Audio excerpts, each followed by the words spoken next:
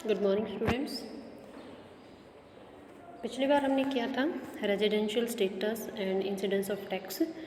तो क्या होता है रेजिडेंशियल स्टेटस और ये इंसिडेंस ऑफ टैक्स क्या है। देखिए, हम यहाँ पर जो भी टैक्स असेसमेंट करते हैं तो उसके लिए जो हमारे एसएससी है, जिनके ऊपर टैक्स का असेसमेंट किया जाता है, वो एसएससी कौन कौन हो सकते हैं। इंडिविजुअल हो सकता है, एचयूएफ हो सकता है, कंपनी हो सकती है, फर्म हो सकती है, एसोसिएशन ऑफ पर्सन हो सकती है एंड बॉडी ऑफ इंडिविजुअल हो सकती है। तो इन सब के ऊपर जो है टैक्स का असेसमेंट उनके रेजिडेंशियल स्टेटस के आधार पर किया जाता है। तो ये रेजिडेंशियल स्टेटस क्या होता है। रेजिडेंशियल स्टेटस एक ऐसा स्टेटस होता है जिसके बेस पे ही इंडिविजुअल का या जितने और एसएससी है उनका टैक्स का असेसमेंट होता है। तो इंडिविजुअल में कौन कौन आते हैं। इंडिविजुअल कोई एक व्यक्ति हो सकता है और वो व्यक्ति चाहे मेल हो या फीमेल हो।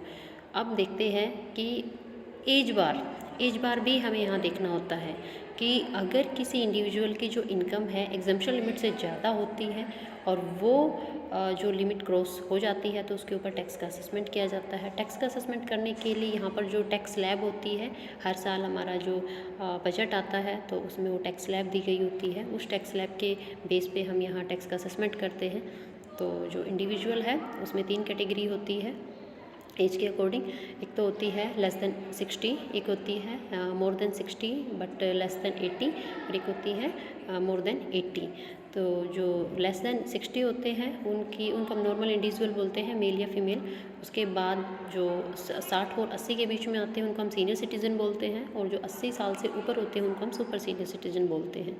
तो इन सभी का जो टैक्स असेसमेंट है वो उनकी रेजिडेंशियल कंडीशन के आधार पर होता है। तो देखते हैं इनका रेजिडेंशियल स्टेटस क्या होता है। तो कोई भी इंडिविजुअल है रेजिडेंट हो सकता है, नॉन रेजिडेंट हो सकता है। रेजिडेंट की भी अगर हम बात करें तो रेजिडेंट भी 2 तरीके से हो सकता है। देखते हैं हम आगे, लेकिन इससे पहले हम ये देख लेते हैं कि रेजिडेंशियल स्टेटस के लिए रूल्स क्या है। किन रूल्स के बेस पे जो है रेजिडेंशियल स्टेटस के आधार पर जो है इंडिविजुअल का असेसमेंट किया जाता है। तो सबसे पहला यहाँ पर कुछ कंडीशंस है, जैसे 2 कंडीशन होती है। एक तो होती है फंडामेंटल कंडीशंस, दूसरी होती है एडिशनल कंडीशंस। तो फंडामेंटल कंडीशंस जो है उनको सेटिस्फाई करना होता है, एडिशनल कंडीशन है उनको सेटिस्फाई करना होता है, लेकिन कैसे करना होता है, किसके साथ करना होता है, ये हम देखते हैं। तो सबसे पहले हमारे पास है फंडामेंटल कंडीशन। कौन कौन सी है वो। सबसे पहले he she has been residing in India for 182 or more days in the previous year, कि वह गत वर्ष में, ही शी कोई भी मेल या फीमेल, वह गत वर्ष में कम से कम 182 दिन जो है भारत में स्टे किया हो, रहा हो। सेकंड, दूसरी जो बेसिक कंडीशन है वो ये है कि he she has been in India for a total period of 365 or more days in the last 4 years preceding the previous year and has been in India for at least 60 days in the previous year। दूसरी जो fundamental condition है वो ये है कि अगर वो पहली कंडीशन को पूरा नहीं करता है तो शायद उसको दूसरी कंडीशन पूरी करनी होगी। जो दूसरी कंडीशन है वो ये है कि वह गत वर्ष में या तो 60 दिन रहा हो या फिर 365 दिन रहा हो, जो गत वर्ष है उसके जस्ट प्रीसीडिंग 4 years में, उसके जो गत वर्ष है उसके पहले के जो 4 साल है उसमें कुल मिलाकर 365 दिन रहा हो, या फिर साथ ही साथ उसको गत वर्ष में 60 दिन भी रहना अनिवार्य है। देन इसके कुछ एक्सेप्शंस है, कुछ अपवाद है इस रूल के। क्या एक्सेप्शंस है कि किन कंडीशंस में ये जो कंडीशन है अप्लाई नहीं होती। पहली condition, Indian citizen who leave the country in any previous year as a member of a crew of an Indian ship और went outside India for employment, कि कोई भी भारतीय नागरिक अगर देश को छोड़ता है गत वर्ष में, किस कारण से, अगर वो किसी क्रू का मेंबर है, जो क्रू होती है जैसे इंडियन शिप होती है, जहाज़ होते हैं, समुद्री जहाज़ होते हैं, उनके क्रू का मेंबर है, या फिर भारत से बाहर वो किसी काम धंधे के लिए जा रहा है, एम्प्लॉयमेंट के लिए जा रहा है, रोजगार के लिए जा रहा है, तो उनके ऊपर ये जो रेजिडेंट वाली जो कंडीशन है अप्लाई नहीं होती, बेसिक कंडीशन अप्लाई नहीं होती। And then second point is Indian citizen or person of Indian origin, a person whose parents or grandparents were born undivided India, वो इज़ इंगेज्ड इन एम्प्लॉयमेंट और business और profession और any other vocation outside India comes to visit in India any previous year, कि कोई भी भारतीय नागरिक जो भारत के मूल निवासी है, जिनके पेरेंट्स या ग्रैंड पेरेंट्स जो है वो अविभाजित भारत में ही पैदा हुए थे, तो अगर वो किसी एम्प्लॉयमेंट में, किसी बिजनेस में या किसी प्रोफेशन में या किसी और वोकेशन में भारत के बाहर अगर है और वो अगर इंडिया में विज़िट करने के लिए आते हैं तो ये रूल अप्लाई नहीं होगा। तो ये थी बेसिक कंडीशन। दोनों कौन सी? पहले कि वह गत वर्ष में कम से कम 182 दिन भारत में रहा हो। दूसरी कंडीशन ये थी कि वह गत वर्ष के पहले के 4 सालों में कुल मिलाकर 365 दिन रहा हो और साथ ही साथ गत वर्ष में 60 दिन भी भारत में रहा हो। तो ये बेसिक कंडीशंस है और इनके एक्सेप्शंस थे ये कि कोई भी भारतीय नागरिक अगर इंडिया में इंडियन शिप का क्रू का कोई मेंबर है तो उसको इसमें शामिल नहीं किया जाएगा, और अगर वो भारत के बाहर एम्प्लॉयमेंट के लिए जाता है तो शामिल नहीं किया जाएगा। सेकंड कंडीशन ये थी कि अगर कोई भी इंडिविजुअल जो है कोई भी पर्सन है या कोई भारतीय नागरिक है जिसके पेरेंट्स और ग्रैंड पेरेंट्स जो है अनडिवाइडेड इंडिया में पैदा हुए थे और वो किसी एम्प्लॉयमेंट में, बिजनेस में, प्रोफेशन में, अगर किसी और वोकेशन में भारत के बाहर जो स्थित है उसमें इंगेज है, तो अगर वो इंडिया में घूमने के लिए आते, विज़िट करने के लिए आते, तो भी रूल अप्लाई नहीं होता।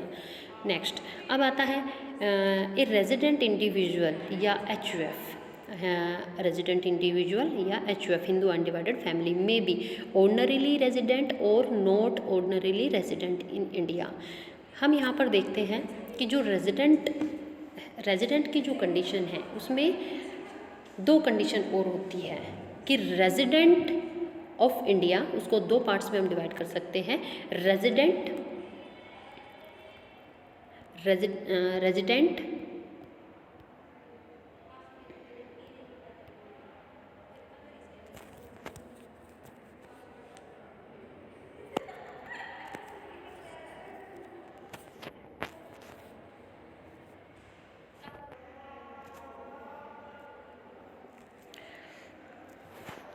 एक रेजिडेंट इंडिविजुअल एंड एक HUF, दोनों के केस में क्या क्या जो कंडीशन है वो अप्लाई हो सकती है, या ये कहें कि एक इंडिविजुअल और एक HUF है वो नॉर्मली कौन कौन सी कंडीशंस में आते हैं।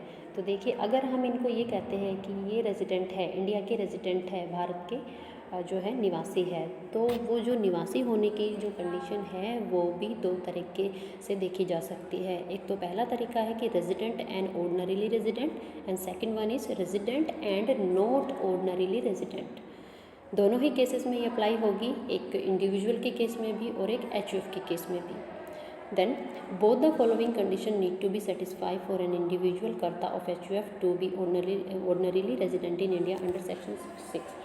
देखिए, जो हमने बेसिक कंडीशंस जो थी, अगर उनको अच्छे से कर लिया है, अगर उनको अच्छे से हमने पढ़ लिया है, देन उसके बाद एडिशनल कंडीशन के साथ साथ, बेसिक कंडीशन के साथ साथ एडिशनल कंडीशंस जो है वो भी हमें फुलफ़िल करनी होती है।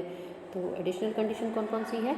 देखिए, if the individual has been resident in India for at least years out 10 previous year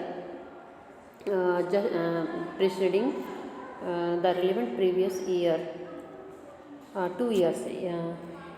If the individual has been resident in India for at least 2 years out of 10 previous year just preceding the relevant previous year, कि जो individual है वो भारत में गत वर्ष के पिछले just 10 साल जो है उसमें कुल मिलाकर 2 साल वो भारत में रहा हो।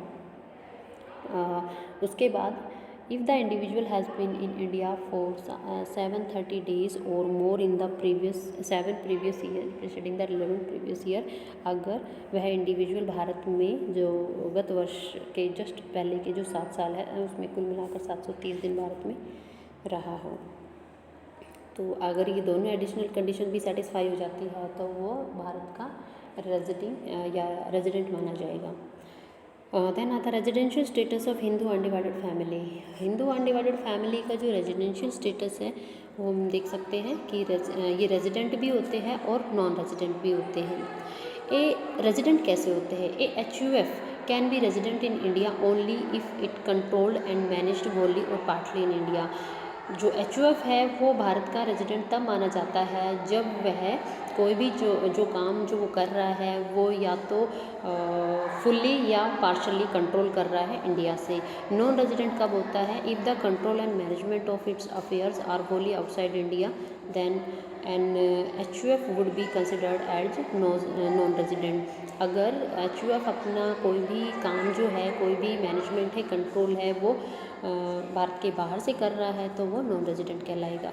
Resident and non resident and ordinarily resident and resident not resident but not ordinarily.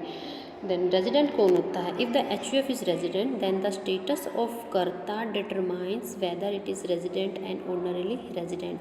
कि रेजिडेंट जो होता है, अगर इसमें कोई कर्ता जो है या एचयूएफ है उसका जो स्टेटस है वो रेजिडेंट का है, तो रेजिडेंट कैसे हो सकता है? रेजिडेंट वो तभी हो सकता है जब ये जो है उसका जिस काम में वो इंगेज है वो काम उसका पार्शली या फुल्ली भारत से कंट्रोल होता हो, या इफ़ द कर्ता is resident but not ordinary resident the HUF resident and not ordinary resident. तो यहाँ पर हमें ये देखना है कि जो एचयूएफ है और जो इंडिविजुअल है, मोस्टली दोनों के केस में कंडीशन थोड़ी सेम रहती है, लेकिन जो रेजिडेंट है उसको क्या करना होता है? रेजिडेंट को करना होता है कि उसको जो बेसिक कंडीशन है वो पूरी करनी होती है, साथ ही साथ एडिशनल भी पूरी करता है तो वो रेजिडेंट कहलाता है। लेकिन अगर कोई करता, कोई एसएससी जो है बेसिक कंडीशन जो है एक पूरी कर देता है, लेकिन जो एडिशनल कंडीशन है वो पूरी नहीं करता है, तो वो नॉन ऑर्डिनरीली रेजिडेंट कहलाता है।